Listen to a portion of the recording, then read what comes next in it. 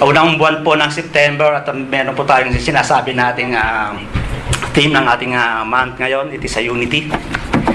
At nakapalog po dyan ng forgiveness, mga pagpapatawad sa bawat isa, reconciliation, and yung sa mga relationship po natin ang ating tatalakayin ngayon. So, maraming salamat sa bagong mukha. May nakikita ko at makikilala po natin ang ating kapatid na yan.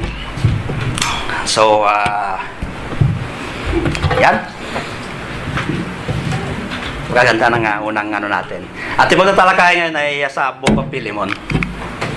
Sino mo nakakakilala kay Philemon? So, alam po natin, bihira po natin natatagil yan. So, isang chapter lang po yan. At nung pinag-aaralan ko yan, andyan po lahat na pagka-iksi po ng sulat na to ni Apostle Paul. Bagamat nandyan lahat ng sabi nga mga biyaya mga bilang isang Kristiyano na ipapakita po dyan. So, ayayin pong basahin ko po sa inyo. Bilang Apostol ni Paul, Apostol ni Kristo, maaari kitang utusan kung ano ang dapat mong gawin. Pero dahil mahal kita, hinarapat kong makiusap na lamang sa iyo. Kaya bilang isang nakakatanda at bilanggo dahil kay Kristo, nakikiusap ako sa iyo para kay Onesimus, na sana patawarin mo na siya. Siyang naging anak ko sa pananampalataya dito sa bilangguan. Dati wala siyang pakinabang sa iyo, ngunit ngayon kapag pakinabang na siya sa ating dalawa. Purihin po ating Panginoon sa pagbasa ng ating talata. Philemon, chapter 1, 8 hanggang 11. At ang ating title, Doulos. Parang layo, no? Parang saan kaya kinuha yung doulos?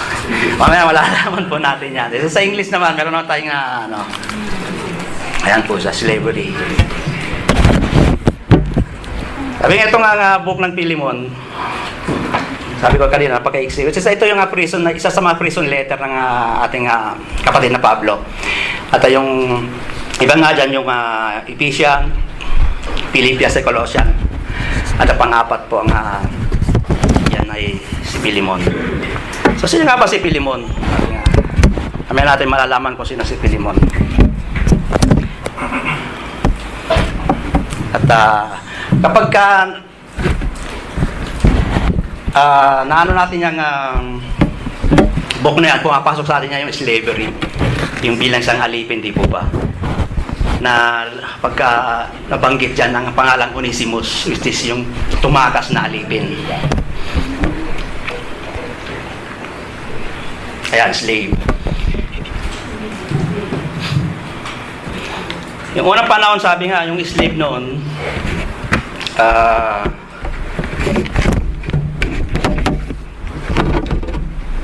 yung Bible times nga, sabi yung slave, which is yung sinasabi natin hindi naman sa yung galit na galit yung mga ibang lahi noon, yung slave. Sabing slave, yung nakadepende sa kulay kasi, sa kulay, di ba? Yung mga inaalipin.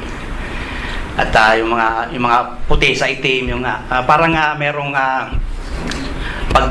pangapi, kumbaga sa ano. When sinasabi nga sa Bible, hindi naman ganoon kalala ang slavery ng ancient time. Sabi, ang slavery nakakonekta sa economy nung nakarang mga sinawang ng panahon. Sabi economy, pag sinabi nga pag pinag-usapang nagpapaliping ka, it is in a good things. Gaya ng sabi kapag wala ka ng makain, o hikaos ka na sa buhay, yung nagpapaliping ka. Kumbaga sa atin dito, tayo dito pwede tayong sabihin na papalipin tayo sa Saudi. Kumbaga sa nakikiamuhan. Yan po. Kapag yung sinasabi nga kapag ang tao ay hindi na kayo masuportahan ng pamilya, which is nakikipag-amuhan ka sa iyong maghahanap ka ng amo sa Bible times na yan. So, ang sinasabi dyan, kapag sinabing slave, depende sa amo kasi minsan yung mga ibang amo itinuturing na nila isang investment, yung isang alipin. At minsan tinuturing na isang kapamilya. Yung po ang slavery noon. Depende sa amo. So walang masama sa salitang slave. Nakadepende kung paano kay trato ng ating amo. So, at kung usapan natin sa Bible, sabi nga, maraming uri ng slavery, pagiging slave sa sinasabi sa Bible. Ito, gaya ng, di ba, yung love nga, maraming salita yan. Sa Greek, sinasabi natin, meron siyang agape, storge, at filial, yan po. Ganyan din po ang slave. Hatiin po natin yan para alam po natin kung ano yung relation ng dalawa na ating tatalakayin dito. Una, sabi nga operates. Isa Greek word po yan. Ito ang klase ng alipin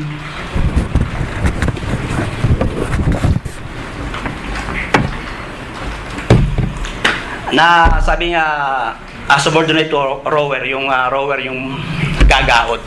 Naka-specific po sa dyan talaga. Yung nagwo-work sila, they work in hand.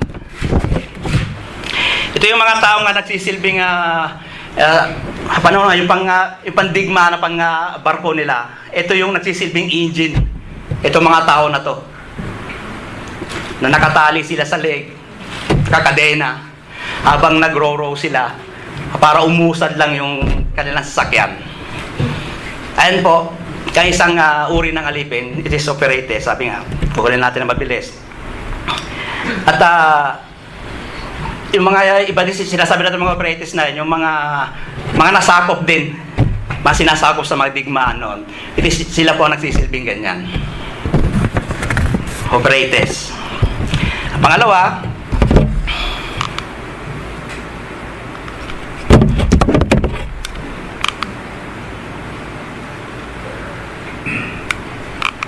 ayan, economos.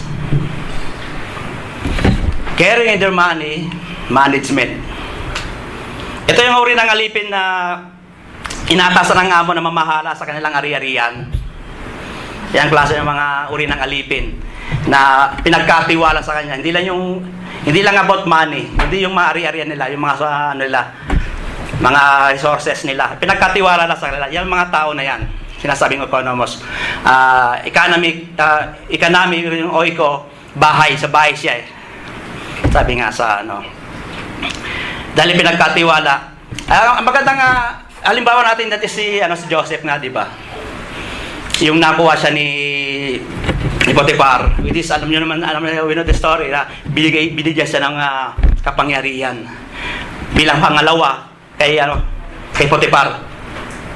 Ayan po, nagkaroon ng power si Joseph. Yan po ang sinisimbolo ng economos na slave. Sa pangatlo, kung saan ko nakuha, ating title is doulos. Was someone who belonged to another. Hindi ka na pwedeng makuha ng iba kapag ka belong to one another nga. It means to be owned by someone for a lifetime. Lifetime na po.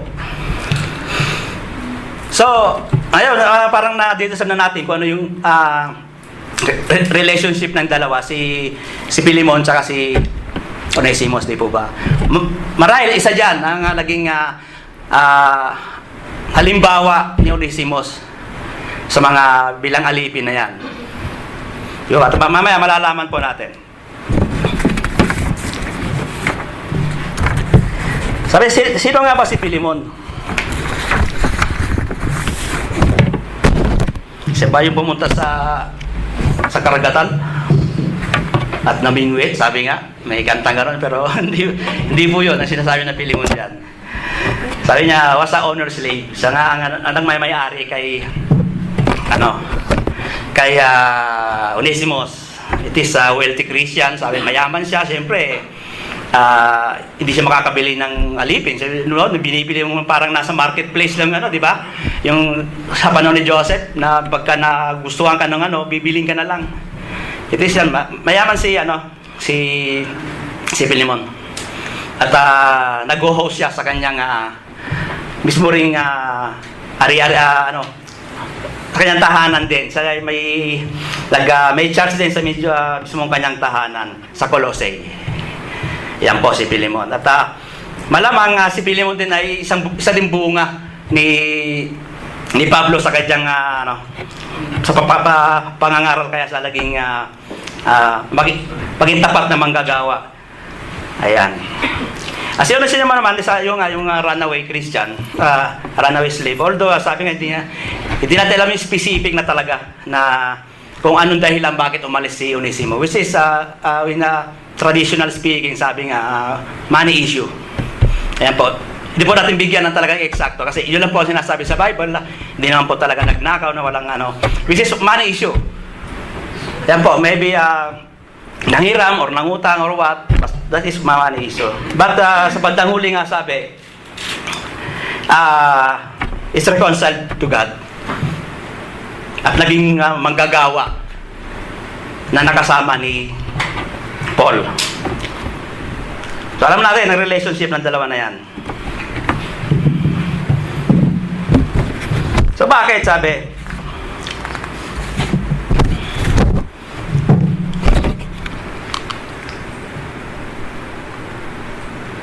So ayan, yung mga atin pong tinatanong sa paglayas ni Onesimo,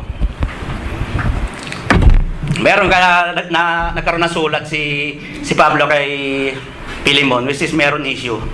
Meron issue yung dalawa. Ito yung sulat ni Pablo kay Onesimo na napakaiksi, ngunit napakalaman. Sabi, bago niya hingin na patawarin si Onesimo, sabi lagi kong ipinapasalamat sa Diyos, sabi ni Pablo, sa tuwing pinapanalangin kita dahil nabalitaan kong ang iyong pananampalataya sa Panginoong Jesus, ang iyong tunay na pagmamahal sa lahat ng pinabanal ng Diyos. Ayan po, ang unang pagbati ni Pablo. So ito yung sabi, hindi siya basta host ng isang simbahan. Sabi, meron dalawang katangian si Philemon bilang tapat na manggagawa bilang isang Kristiyano. Which is yung isang katangian niya, yung pagmamahal niya sa Panginoong Jesus. It is number one nga naman yung pagmamahal. Then yung tapat na pananampalataya niya sa Panginoong Jesus. Yun ang bunga ng kanyang katapatan sa pananampalataya sa Panginoon. So imposible tawagin tayong Kristiyano kung wala kang pagmamahal at pananampalataya, di po ba? Sabi nga di sa John, kung sinasabi mong minamahal mo ay yung kapatid, ngunit di mo minamahal ang Diyos, paano masasabi na mahal mo nga ang kapatid? Kasi hindi totoong mahal mo yung Panginoon. Kaya ang sinasabi ni Paul, pinapaunawa niya kay Philemon. So ang ganda ng pagtotoo ni Philemon, di po ba? Isa siyang manggagawa, isa siyang mapagmahal sa kapatid, at isa pa, mapagbigay, sabi nga, nakatangian ni Philemon. So sabi, kumbaga kay Philemon, ginawa ko ng lahat. Binigay ko ng lahat. Kumbaga kay Onesimo binigay ko ng lahat. Pero bakit iniwan pa rin ako, aking alipin? Ginawa ko ng lahat, binigay ko ng lahat. Wala man lang thank you. Kumbaga sa di ba? Ganun mga utang na loob, kumbaga sa gali. So, kung titingnan natin yung side ni Philemon dito, parang ibinabase natin sa ating pastor, di po ba? Sa ating mga leader. Kumbaga, minsan inuhusgahan na natin, bakit anong dahilan? Bakit umalis yung kanyang alipin? Siguro, totoo na ganito. Ganon. Bakit umalis? Kitang-kita na naman natin sa patotoo ng ating kapatid na Pablo na si Onesimus ay mapagmahal at marunong mapagbigay, sabi nga. Malamang, sabi nga, nababalitaan ng taga-Colossae, mga kapitbahay, mga neighbor ni Philemon. Kumbaga, questionin si Philemon. Yung isa nga sa madiradala na, amin natin sa hindi, kahit tayo, ganun din tayo. Na yung pinagdaraanan ni Philemon, di natin alam. Yung ating pinagdaraanan ng mga isang host na mga isang church na yan, hindi natin minsan hindi na ba natin alam yung kwento, bakit umalis yung mga anong dahilan? Di po ba? So sa kalagayan ni Philemon, masakit yun. Sabi nga, sino nga yung mas higit na masasaktan ba? Yung umalis ba yung maiiwan? Ang sagot dyan, walang masasaktan kung yung umalis ay babalik. Di ba? Kaya yung sa kalagayan ni Pilimon, parang nasisira yung papatotoo ni Pablo dahil nga iniwanan siya ng kanyang alipin. Ito yung pinakamabigat. Kasi kung isang leader ka, o isang pastor ka ng church, kung baliwala lang sa'yo yun, meron something sa'yo kung hindi ka pwedeng maging host na isang church. Kahit pa paano, mararamdaman mo yung sakit. Hindi lang yung umalis yung isang miyembro natin, okay lang yan. Hindi gano'n, ang isang sinasabi ni Paul dito na patutuo niya kay Pilimon. Isa sa mapagmahal, manamahal mo yung iglesia, minahal mo yung lahat ng pinabanal ng ating Panginoon, sabi. Nga, minsan, sabi, hinusgan natin yung ating host, yung ating pastor, kaya baka siguro, pinagbuhatan ng kamay, kaya umalis yung kanyang alipin, kanyang servant. Hindi pinapakain, siguro si Pilimon, si Onesimus, kaya yun. Ano lang, haka-haka lang, siyempre, sabi nga reality, ganun ang una. Unang-unang ating pag-uunawa.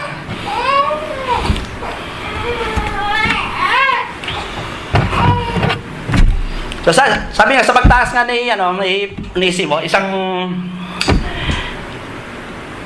sa batas ng Roma, sabi nga, walang limitasyon yan, walang limit. Ang pagtaas sa alipin noon, maaaring pagka nahuli siya, pwede siyang i-vanish, hindi hanggang sa kamatayan. Pwede siyang, yung parusa na ipapato ng alipin noon. Sabi nga, kapag tumakas. So si Onesimus nga, tumakas nga papuntang Roma, nakakala niya doon na ang safe niya. Which is, para sa kanya, safe siya ron. Which is, sa Lord talaga, hindi lang yung safe na ina-expect ni Onesimo, yung safe na binigay ng Lord sa kanya. Isa din kasi kapag tayo rin na nakagagawa, kung tayo naman sa magiging side na Onesimo, nakagawa tayo ng kamalian, yun, siniseparate natin yung sarili na natin, lumalayo tayo. Ito sinasabi natin, wala na, hindi na ako makakabalik dyan kasi nagawa ko sila ng pagkakamali, sabi nga. Totoo naman yun talaga. Siyempre nga yung kasi iniisip natin yung wala na, hindi na ako qualify dyan. Kasi nakagawa na akong kamali. Kasi kung yung base na qualification, binabase natin kung qualification natin sa ating sarili, qualification natin, hindi talaga tayo makakabalik. Pero yung, praise God, yung qualification ng Lord, which is, andun yung grace niya. Napatuloy para tayong ibinabalik. Sabi nga, kumbaga sa pagkapaghawak ka nga ng Panginoon, hindi ka man kailan bababaya, kahit mahuhulog ka, sasaluhin ka at sasaluhin ng ating Panginoon. Sa part ni Onesimo, yung ang akala niya, safe na yun sa kanyang pinuntahan sa Roma. Ngunit, sabi niya, doon siya, sa pagpunta niya ron, doon siya na-aresto. Inaresto ba siya? Kasi hindi ng Romans, hindi nang-aresto sa kanya. Inaresto siya ng the words of God. Malamang, nagba-Bible study si Paul doon, napadaan siya, nakarinig siya ng pangangaral ni Pablo. Kaya yun, siyempre, parang sabi siguro ni Onesimo, parang popular sa akin to yung mga pag-aaral na. Kasi andun din siya kay Pilimon noon eh. Ibig sabihin ba, magkaiba ba yung pag-aaral doon kay Pilimon kaysa sa pag-aaral ni Paul? Kasi hindi naman siguro. Malamang, noon si Onesimo, hindi pa Christian noon. So ito nga, sabi nga, nag-run-away. Run-away tayo, sabi sa ating buhay. Yes, we can run, but we cannot run out God. Saan ka bang pumunta? Mahulog ka, sasaluhin ka pa rin. Oops, dyan ka. Mahulog ka na naman, dyan ka. Ito ang plano ko sa iyo. Kahit tumakbo ka ng tumakbo dyan sa plano ko, hindi ka lalabas dyan. Yan po, ang kalagayan ni Onesimo. Kasi safe na ako sa Roma, sabi ni Onesimo. Ang purpose naman ni Onesimo is para maiwasan itong si Pilimon. Ang purpose ng Lord, safe ka dyan para ibalik kita. Di ba? Iba yung mindset ni Onesimo sa mindset sa pangyarihan ng ating Panginoon. Hanggang doon lang si Onesimo eh. Okay, safe na ako rito. Hindi na ako makikita ni Pilimon. Ang Lord naman, okay, safe ka talaga dyan. Pero hindi ka nang safe na gusto ko sa'yo. It is itong may gagamitan kong tao na to. Kasi si Pablo nga.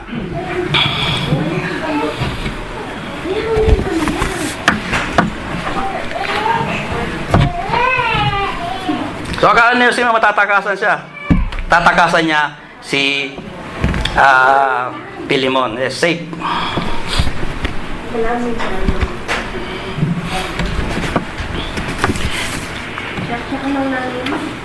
So, possible ba talaga na possible na nagtagpo sila ni Pablo rito?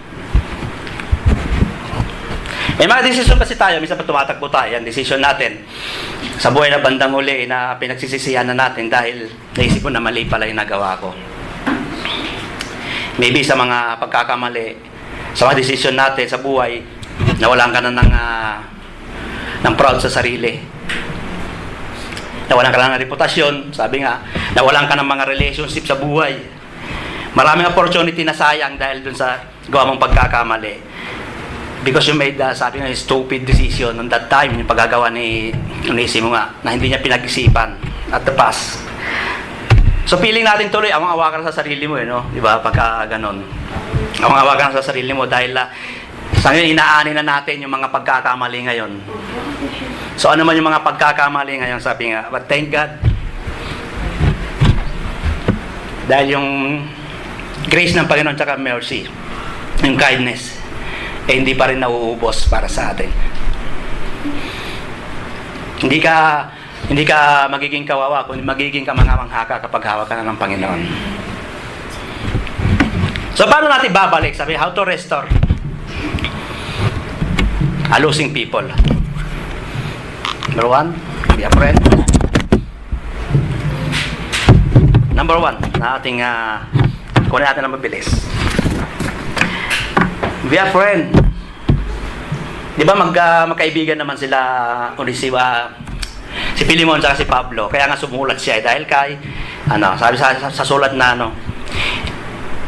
idinadalangin ko na sana sa pagiging mapagbigay mo na bunga ng iyong pananampalataya may patuloy ka habang lumago ang iyong pag-unawa sa lahat ng mabubuting bagay na ibinigay sa atin dahil tayo na kay Kristo. So nakikita natin nga, kaya na sinabi ko, na yung pagiging bunga ng pananampalataya ng Kristiyano is mapagbigay. Kung tutok lalaliman natin pag nasa mapagbigay, which is sabi nga kapag, when we say generous or generosity, sabi, napakalalim po niya. It's not about just money. Hindi lang po sa pamagitan ng the generosity is nasa business, sabi nga. Hindi business, hindi economy. Generosity is a heart issue. Sabi. Malalim ibig sabihin ng mapagbigay si Pilimon. Malalim. Dahil malalim ang malasakit niya sa makapatiran. Yun nga, bukas ang palad niya. Dahil sa kanyang tahanan ay ginagawa niyang gawain ng mga kapatiran. It is yun. Ang sabi ni Paul kay tatamahan niya kay iglesia. Punta tayo sa pagiging generous. Sabi,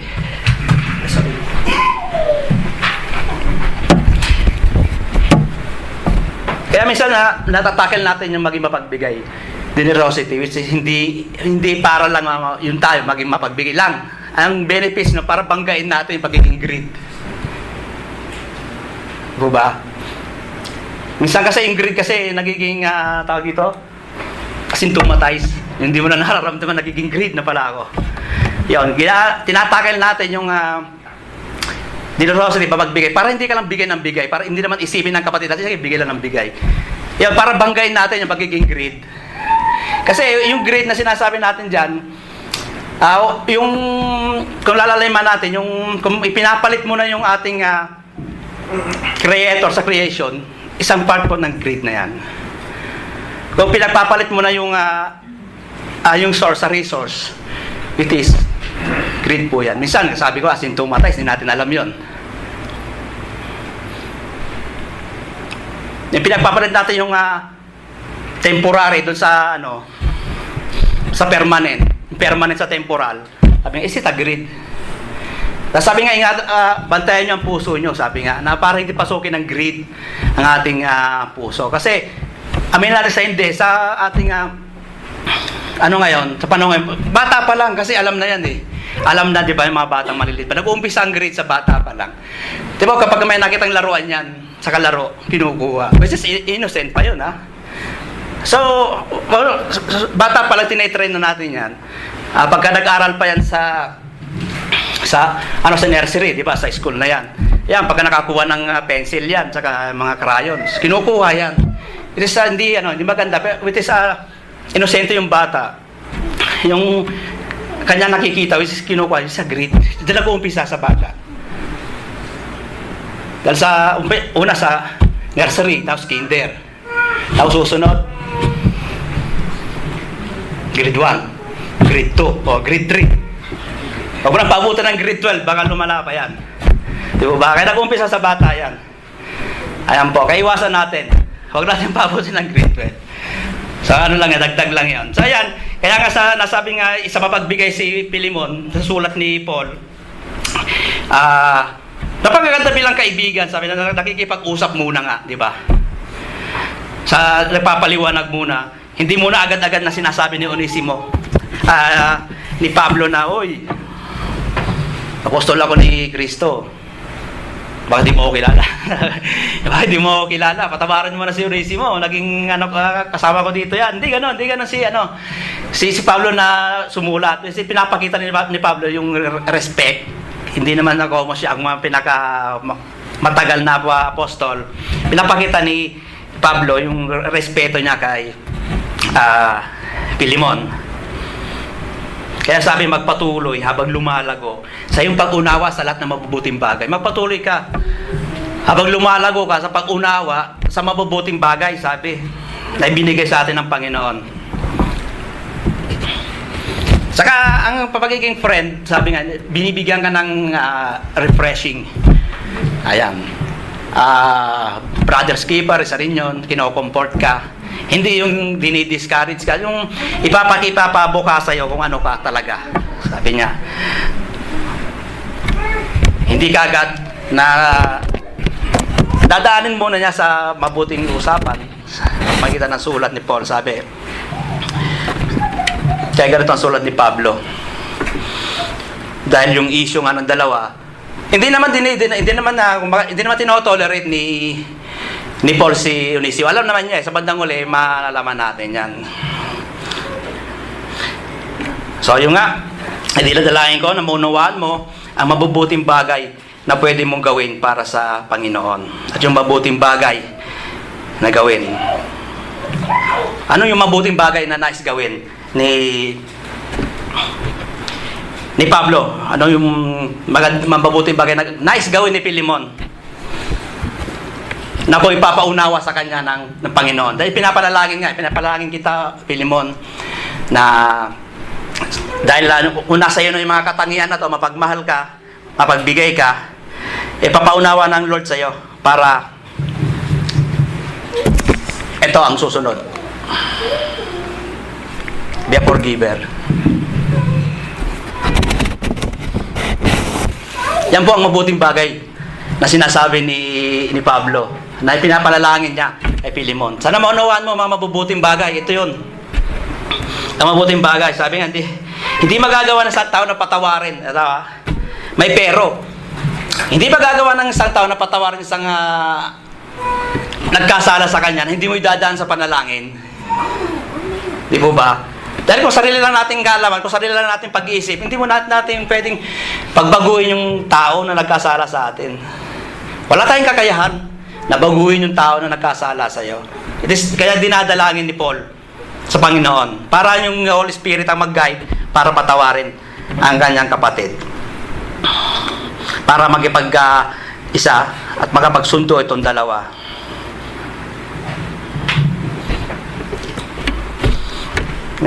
Kasi kapag yung sarili lang natin pag-iisip, hindi mo talaga, Lord, patawarin ko na to. Pero hanggang doon lang. Hindi mo pinalayan, Lord, patawarin ko ito. Bigyan mo ko ng pusong pagpatawad na nanggagaling sa'yo. Kasi hindi mo talaga makakalimutan yun. Kasi kapag talaga galing lang sa'yo, hindi mo makakalimutan yung kasalanan ng tao. Kung hindi mo ipinalangin. Kung pinalangin mo yun, lahat yun, wawas out ng Panginoon, ating mga nagkasala sa atin.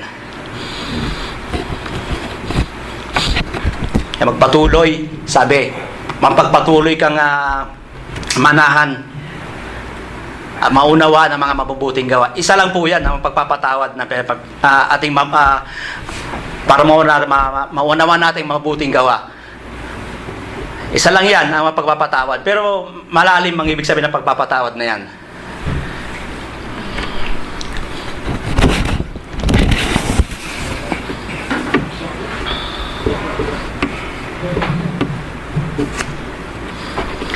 Di ba, lagi natin nga sinasabi sa Edipo, lagi kang nagpapasalamat sa Panginoon dahil sa mabuti mong ginagawa, Pilimon. At yung bunga ng Holy Spirit na binabasa natin dyan. Siyempre, ikaw ba naman ito makabasa, halimbawa, sa atin ay, ikaw naman ito makabasa ng message, kapatid, siyempre, lagi ka nagpo-post sa Facebook, uy, pangapayat ka na, parang ganda ng mga suot mo di ba? Di ba yung puso mo tuwan-tuwa rin, di ba? Blooming na blooming ka tapos bandang huli pautang. Di ba? Ikaw ba hindi mo papautangin yun, halimbawa? Una, ganda ng intro niya, di ba? Magkano? 100 lang. O ito 500, sige. Next year mo na bayaran, di ba? Ganun yung mga puso ni Pablo. Isa kang, pag sinabing mapagmahal ka, mapagbigay ka, so paano ka pa makakatanggi? Kasi may nagtatanong bakit? Wala naman sinabi sa context na pinatawad ni Philemon si Onesimus Kaya ginagamitan natin ng wisdom Ito nagiging example natin. Ikaw ba naman mapagbigay ka, mapagmahal ka? Lahat ng katangian ng Kristo nasa hindi mo pa papatawarin yung tao. Sabi nga, ay kuya, sarap naman sarap naman niluluto mo, sabi. Babatiin mo.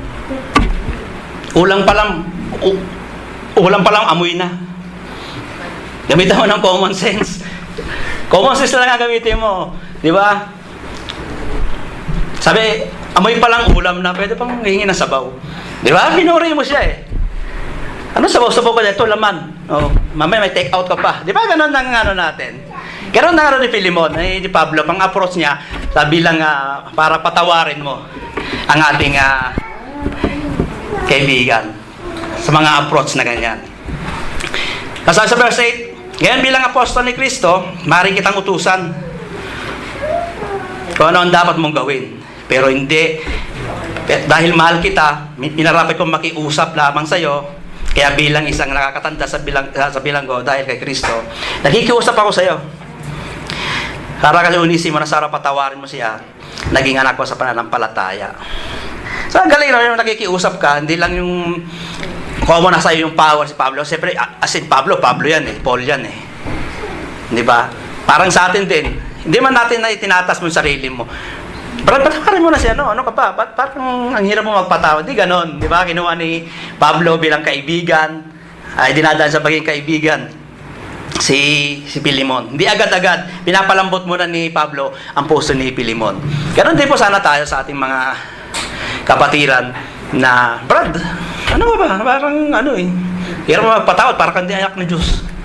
Di ba? Yung approach sa isang kapatid na nakikita natin kay Pablo.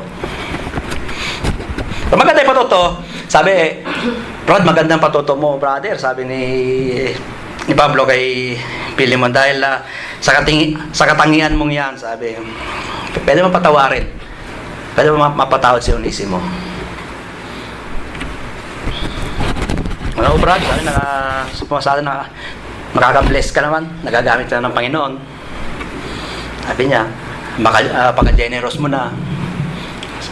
So, pwede ka bang ma-approach, mag-pray. Di ba? Ganun Ganun yung mga natin.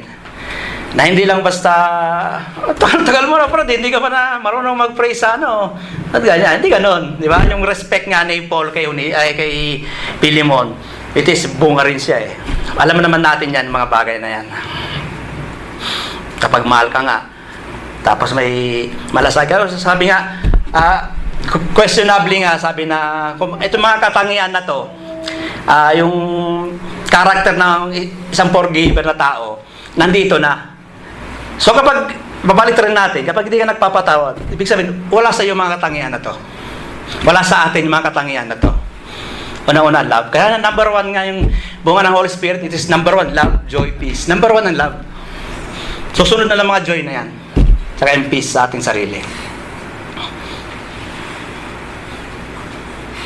So, siyempre, kapag napatawad nga naman ni Pilimon si Onesimo, ay lalong, sabi nga, pinapatunayan ni Pilimon ang kanyang tunay na pagka-Kristiyano. Okay? Okay, Brother Paul. Tawarin ko na si Onesimo, alang-alang sa Panginoon, sabi nga. Kasi ipinalalangin mo ako, hindi ko magagawa yan na hindi wala yung gabay ng ating Panginoon. It is magiging totoo, yung papatotoo talaga mas magiging maigting pa yung patotoo ni Pilimon sa inaakala ni Pablo. Kasi nga, mapagbigay ako, mapagmahal, tapos hindi ko pinatawad isang kapatid, paano magiging totoo yung magpatotoo natin, di po ba? Ano bang saysay ng pagtatayo natin dito? Kung baga sakala, ipatotoo ko rito. Tapos may kaaway pala ako dyan.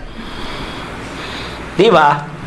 Napakagandang illustration ng isang unity, sabi nga unity, hindi lang sa magkakasama kayo rito, iba unity na.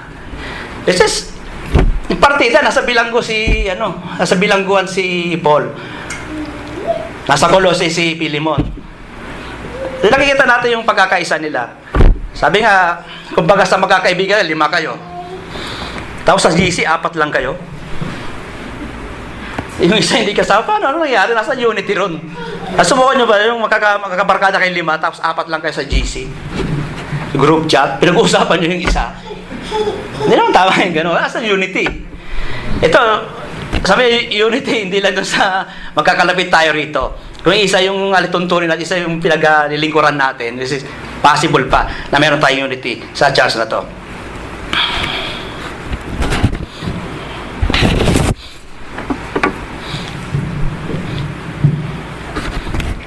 So next, hindi lang para may balik natin ang ating kaibigan na nawawala, be a friend, be a forgiver, then be a future giver.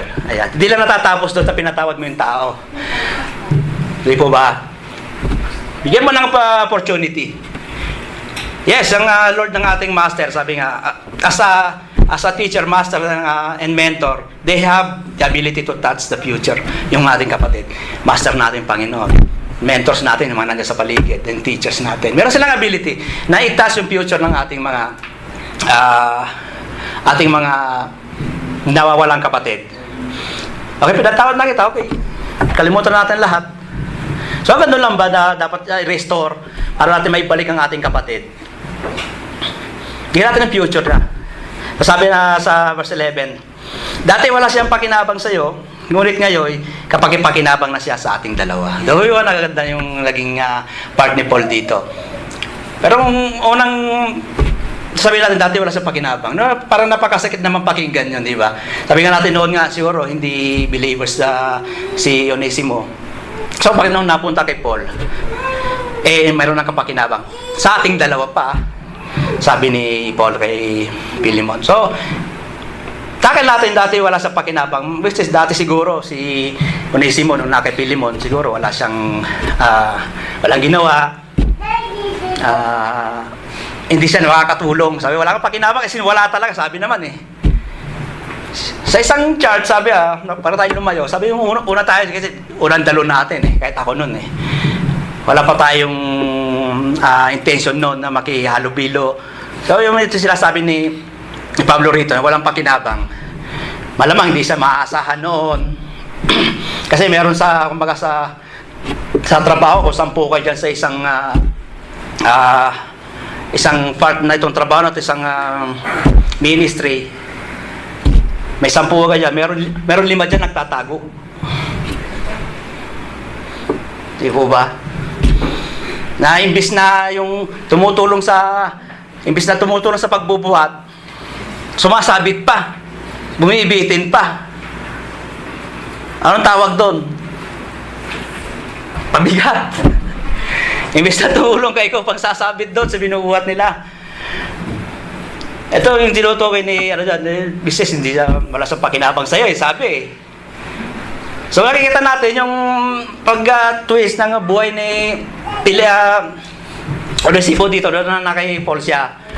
Ayan na, nakaparinig na siya ng kasi doon siya sa Roma na corner. Pagkakataon ito si Onesimo. Hindi man nagampanan ni Pilimon, which is nagawa naman ni Pilimon yung pagiging mapagmahal niya. Kasi sabi nga, part nga ng buhay, di ba? Hindi ka man doon lumago, andito ka sa kabila, at doon ka nakatanggap sa Panginoon. Yan ang isang din ang buhay ng isang Kristiyano. Hindi tayo unlikely sa una. Hindi tayo karapat-dapat. Kasi ito, yun ang hinahanap ng ating Panginoon. Paano kung ikaw si Onesimo, kung hindi ka hanapin ng Panginoon, di ba masama rin loob mo? Minsan kasi, kapag yung nagpo-focus tayo sa isang tao lang, nire-reach out natin. Kaya halimbawa, si Pastor, nire-reach out ng isang tao lang. Bakit? Parang andun yung selos natin, di ba? Bakit pinag-aasayan niya ng panahon sa kapatid na to? Yun naman na ginawa ng Panginoon eh. Iiwanan niya yung 99 para lang i-reach yung isa. Yung sa atin naman, bakit naman eh, tagal-tagal ko rito, hindi ako pinapansin ni Pastor. Tapos yung pang unlikely. Wag ganun magiging natin. It's just part, sabi nga, kahit ang Panginoon, iniwan tayo, hinanap tayo. Ilagay mo yung sitwasyon natin, ikaw si Onesimo. Sila naman yung mararamdaman natin, di po ba? Ano nga sabi, pagmamahal. Love pa rin manatili sa atin. Walang selos. Yun ang masakit eh. Pagdating mo rito, hindi ka binati ni Pastor, yung bago binati. Di ba? O ganon. Lahat naman tayo wadaan dyan eh. Di po ba? So no, hindi sila kaya naging pakipaginapan sa'yo, Pilimon. Pero ngayon, kapag ipaginapan na siya, bibigyan na ng future. May future na itong tao na to, kung baka sabi ni Paul. Babalik ko siya, pinababalik ko na siya, baka pwede na siya. Kasi alam ni Paul yung kasi pag-aari siya ni Pilimon eh. Sa kanya yun eh. Hindi once belong to another nga, hindi ko pwedeng angkinin to. Sabi alam ni Pablo, pero says may nagawa ko para ibalik kita. So oras na, malamang sabi ni Paul, oras na para ibalik kita doon sa master mo. Ayan. Tayo din nang mabibigyan ng future sa ating kapatiran, yung mga nanghihina. Sige pa, hayaan mo na, napatawad na kita. Ano na tayo? Tapik-tapik ka na. Pag to normal, hayaan mo na, mapapansinin yun. Pag maglingkod tayo sa Panginoon, di ba? Ganun yung natin. Approach natin. Hindi yung, yun na, mamaya, pinatawad kita. Bukas, ganyan ka na naman, Yun eh, yung tinitignan mo kagad yun eh. Napatawad mo na, tapos huhusgaan mo rin kagad. Hindi, wala rin. Hindi talaga yung heart, yung bukal sa puso mo, yung number 2 na sinasabi natin, be a forgiver. Yung talagang forgiver ka, sabi nga, kung talagang kaibigan ka, din napatawad mo siya, bibigyan mo siya ng future. Ating kapatid, yung tayong mga mas malalim, mas nakakaangat sa pananampalataya, kung ba sabi, yung mga baguhan, bigyan natin ng future yan. Kasi si Onesimus nga, sa kanyang kalagayan, yung mga takbo-takbo na ganyan mga ating kapatiran. Sige lang, balik natin yan, restore natin dito yan sa ating church. I believe nagagawa ng church dito yan kasi kung hindi ginagawa ng mga pastor natin yan, siguro kahit ako wala rito. Dahil naging isa rin ako na runaway sa paran ng ating Panginoon. This is grace pa rin ng Panginoon ang matasusunod. Ang plano ng Panginoon sa atin. Hindi plano ni pastor. Ginagamit lamang yan ng pastor natin para tayo may balik sa paano nandun. So ano pa talaga ang tema? Sabi nga, ano ang tema ng whole na napili mo na to?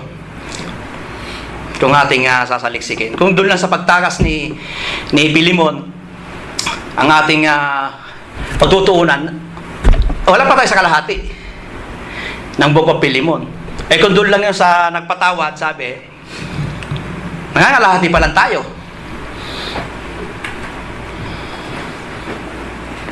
Pero hanggang buwan, sabi niya, yung mensahe na pinapalat sa atin ng Panginoon, mapupulot natin ito. Alang-alang kay Kristo, sabi. How should be a church or a treat brother and sister in church in Christ, sabi nga. Paano natin itrato yung simbahan natin, yung mga kapatiran natin. Ito ang sinasabi ni Paul. I should be as a church treat. Hindi man sa kapatiran, sa church na mismo, buo nating church, kung paano natin i-treat ang ating kapatid na to. Brain mo, nagkasala yung kapatid natin, pinagkakasundo natin. Di ba napakaganda? Hindi yung nag-aaway yung dalawa, kinagatungan mo pa yung isa. O tama ka brad. Sa ano yan? Yan talaga yan.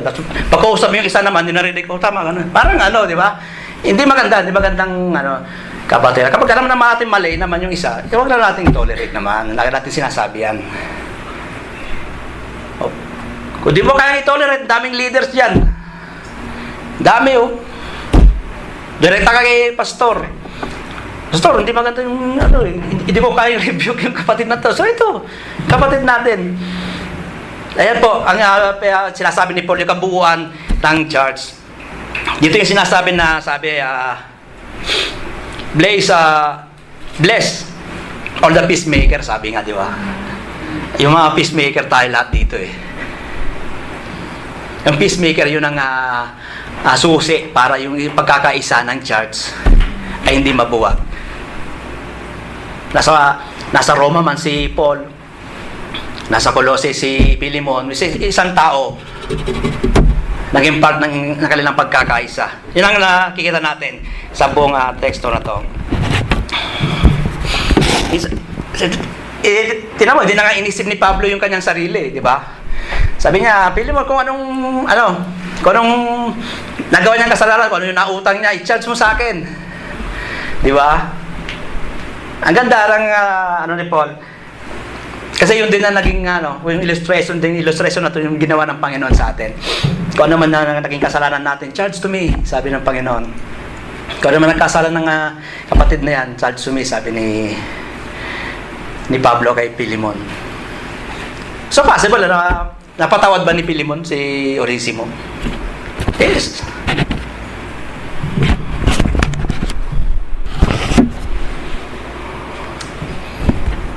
Okay.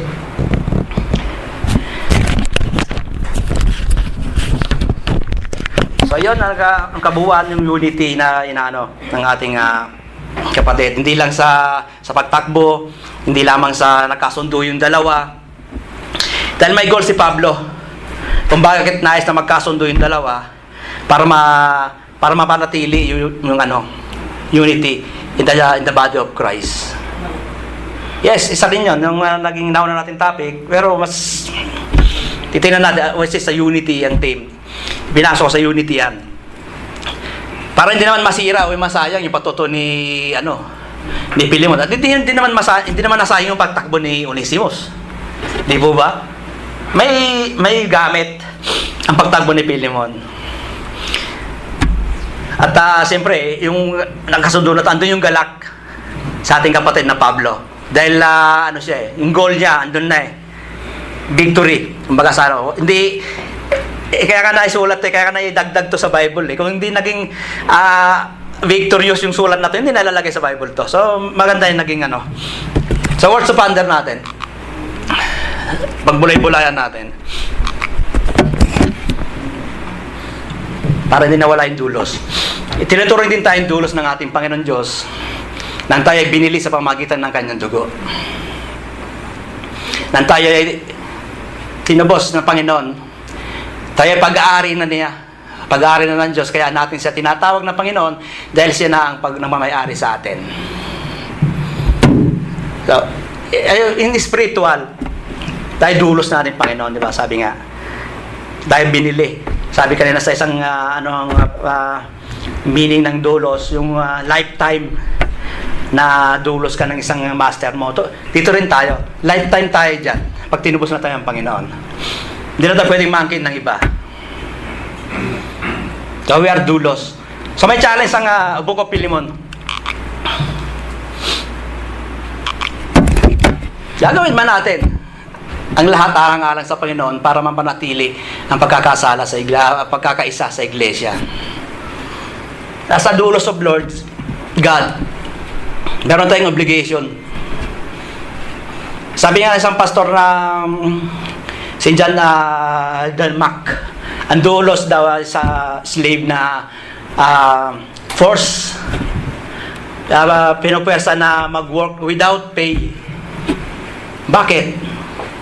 Legally force, sabi, legally force. Kasi pag force lang, parang, di ba, parang negative. Pwersahan to. Pero legally force, sabi, which is, sinasabi, yung gospel. Obligation po natin yung gospel. Ipahayag. Kung tinatanggap natin tayo doulos at yung master natin ang Lord, which is, obligation natin to. Una-una yung pagkakaisa ng iglesia.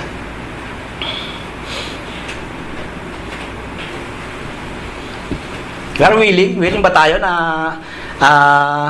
ang lahat, ibigay natin gawin natin ang lahat alang-alang sa Panginoon, hindi alang-alang sa kapatid, alang-alang sa Panginoon para mamanatili ang pagkakaisa ng iglesia. So nawa, sa ngayon pa lang na narinig na natin to, start yung mga ating pagkakamali na ginawa. Babalik na ating Panginoon.